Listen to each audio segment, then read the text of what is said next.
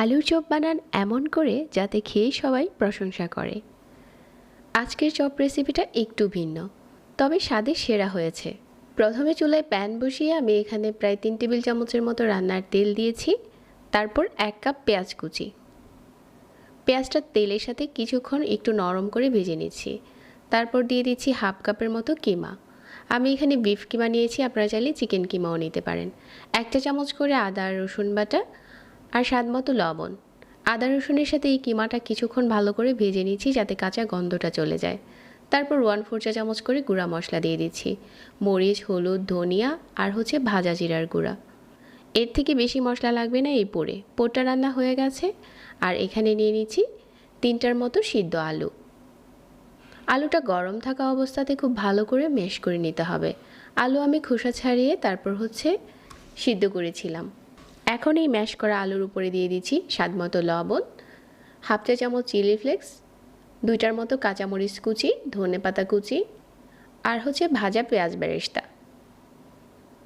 এই সবগুলো উপকরণের সাথে আলুটা খুব ভালো করে মিশিয়ে নিচ্ছি। তারপর এখান থেকে গোল গোল বল বানিয়ে নিচ্ছি আর অনেকটা টুপির মতো বানিয়ে নিতে হবে। যে পোড়টা আমি রান্না করেছিলাম, পোড়টা মাঝ বরাবর দিয়ে দিলাম আর সাইড থেকে মুখটাকে এভাবে করে বন্ধ করে দিচ্ছি। তো এখন এরকম করে চপটা বানানো হয়ে গেছে।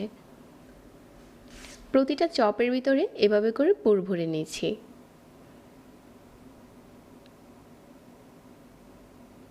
সবগুলো চপ যখন এরকম করে বানানো হয়ে গেছে, এগুলোর জন্য আমরা বেসনের গুলা বানিয়ে নিচ্ছি।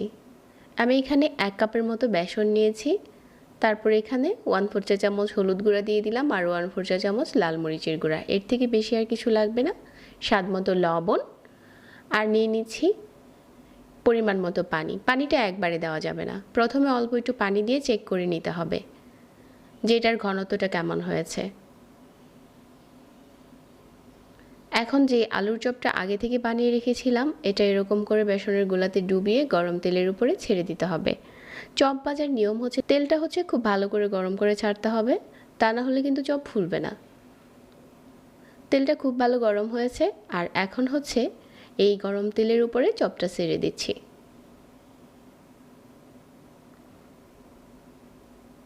আর চামচ দিয়ে দিলে একটার সাথে আরেকটা লেগে যাবে না আর উপরটা একটু ক্লিন থাকে। তো এভাবে করে উল্টে পাল্টে নিচ্ছি। এখন চপের উপরে অপেক্ষা করছি দারুণ একটা কালার আসার জন্য। এই জন্য শুধু মাঝে মাঝে 2 একবার এভাবে করে উঠিয়ে দেখতে হবে যে এটার কালারটা কেমন হয়েছে। এটা এখনও সাদা আছে, আমি আরও একটু লাল করে ভেজে নেব। এই চপটা আপনি চাইলে কিন্তু বেডগ্রামে গড়িয়েও ভাজতে পারেন, তবে এভাবে বেসনের গুলাতে গড়িয়ে একবার বানিয়ে দেখতে পারেন। এটার স্বাদ সম্পূর্ণ আলাদা আর খেতে অনেক টেস্টি হয়েছে। এখন এই চপগুলো তেল ঝরিয়ে উঠিয়ে নেওয়ার পালা। এই চপগুলো শুধু দেখতে সুন্দর না, খেতেও অনেক বেশি মজার হয়েছে। আর ভিতরে আলুর সাথে যে পুরটা দিয়েছি, এই জন্য কিন্তু চপের স্বাদ অনেক গুণ বেড়ে গেছে। এখন চলুন একটা চপ কেটে শেয়ার করি। অনেক বেশি ফুলকো হয়েছে, একদম পুরে ভরপুর। আসছে রোজাতে এরকম করে চপ বানাতে পারেন। সিম্পল রেসিপিতে শেয়ার করেছি। প্রতিনিয়ত নতুন রেসিপি পেতে আমাদের পেজটা ফলো করে রাখবেন আর সেই সাথে চ্যানেল সাবস্ক্রাইব করবেন। সবাই অনেক ভালো থাকবেন। আজকে এখানে বিদায় নিচ্ছি। আল্লাহ হাফেজ।